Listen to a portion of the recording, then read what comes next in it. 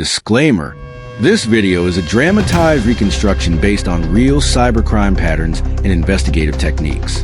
Names, locations, and characters may be fictionalized or altered for narrative clarity and privacy protection. The purpose of this content is educational, to raise awareness about phishing attacks, digital scams, and online threats. Viewer discretion is advised. Surveillance teams were closing in. Digital footprints were vanishing. And somewhere in the chaos, Rajveer was watching all unfold. In real time, he knew the system better than anyone.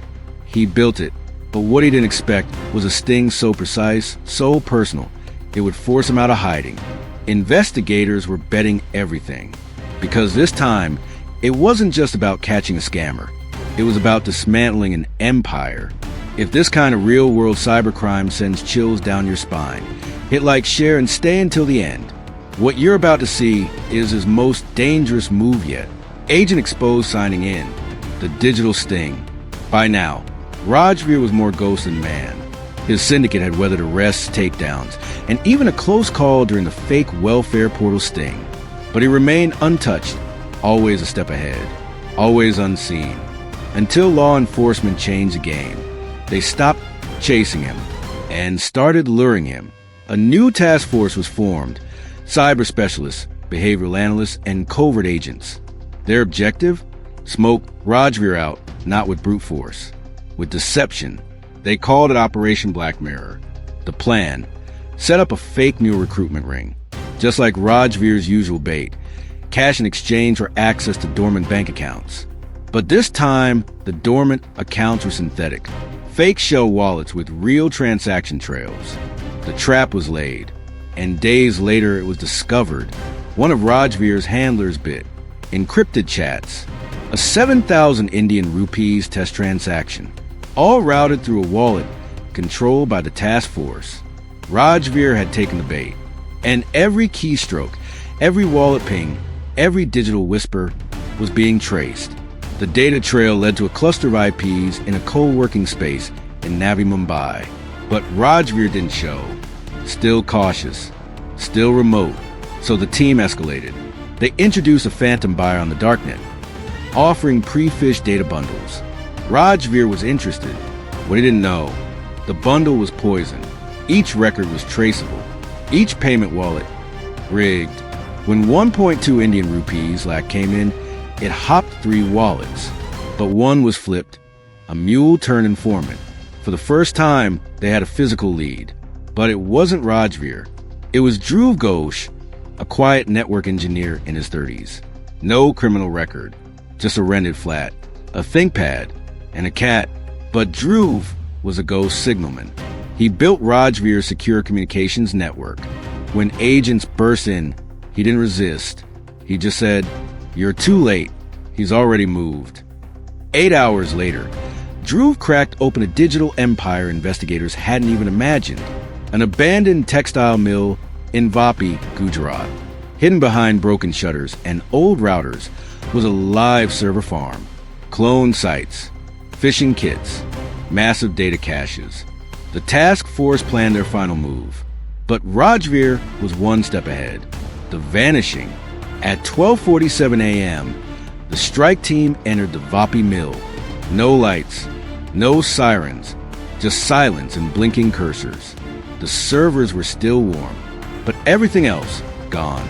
Drives pulled, cables cut, the walls scrubbed clean, and in the center of the room, a single laptop left behind, still running, displaying a live security feed of the agents entering the building.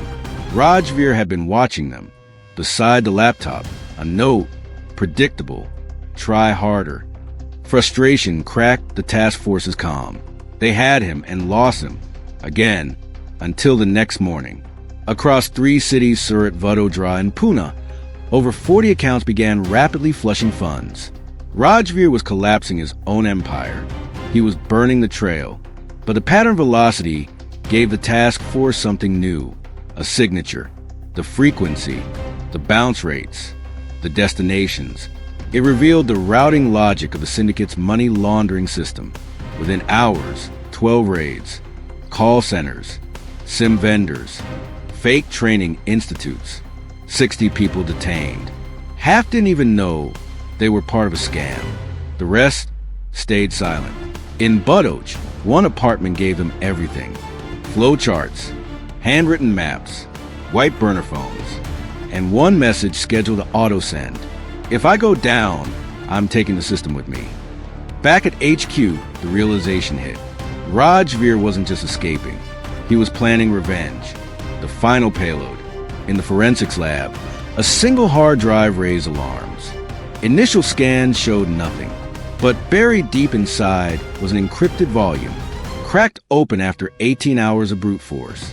Inside, a master database of 2.4 million Indian identities, biometrics, call histories, voice prints, video KYC face scans, and one Python file, Trident PY, a dormant script designed to trigger mass OTP requests across banks, simultaneously, not to steal, to collapse the system in chaos. It was a fail-safe, Rajveer's digital doomsday. He never pulled the trigger, because 11 days later, agents found him in a budget hotel near Siliguri. No laptop, no phone, just fake IDs, a duffel bag of cash, and a copy of The Art of War. He didn't fight. He didn't speak. He still hasn't. But his network left scars. 3,000 plus victims. 90 Indian rupees crore in damage. Public trust fractured. Some operatives flipped. Others disappeared. The task force disbanded months later. Their job was done. But the war wasn't. Because even behind bars, Rajveer's playbook lives on. If this story disturbed you, good. Because in the age of convenience, we've forgotten the cost of exposure. Rajveer didn't just run scams. He industrialized cybercrime. In underground forums, his scripts are still active. His phishing kits repurposed. His name whispered as legend. One elderly woman in Surat still hasn't recovered 8 Indian rupees lakh, wired to a fake pension site. Her case is closed. Her trauma isn't. The media moved on. But you shouldn't. Because Rajveer's most powerful weapon wasn't code. It was trust. Your trust. And your willingness to click before you think. Want to understand how scams like this are built? Here's how Rajveer's syndicate worked. 1. Social engineering first. Fake job offers. Pension updates. Personalized lures. No hacking needed. Just psychology. 2. Phishing kits at scale. Modular. Swappable templates. Mimic banks, wallets, government portals. 3. Layered money laundering. Tier 1. Innocent mules. Tier 2. Paid volunteers. Tier 3. Shell companies. 4. The gig economy weaponized. Freelancers unknowingly built tools used in the crimes. 5. Remote, distributed infrastructure. Raspberry Pis. Cloud servers. No single point of failure. Never tap links in SMS/WhatsApp, especially for banking or government benefits. Use 2 FA apps, not SMS. OTPs can be spoofed. Verify messages by visiting official websites directly. Be wary of job offers asking for bank access. Use password managers and lock down app permissions. If this story opened your eyes, like, share, and subscribe. You might protect someone else just by spreading awareness. The next Rajveer? He may already have your number. Agent Exposed signing out.